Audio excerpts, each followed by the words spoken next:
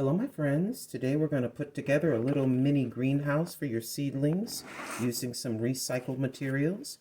Here as you can see we have an egg carton.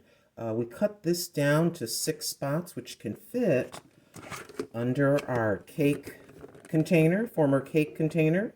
Poked a few holes on top as you can see. So basically you're going to clean this out, place like this. Take some soil,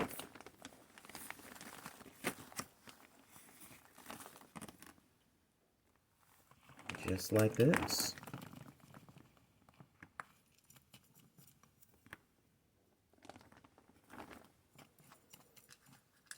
Just enough of a spot you're going to open up, drop your seed inside.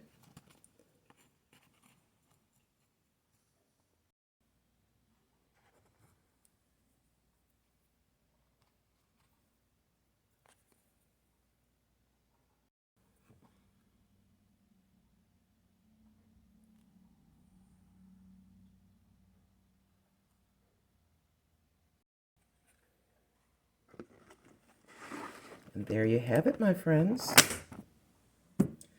A seedling grower, little mini greenhouse from recyclable materials. Thank you so much for tuning in and take good care.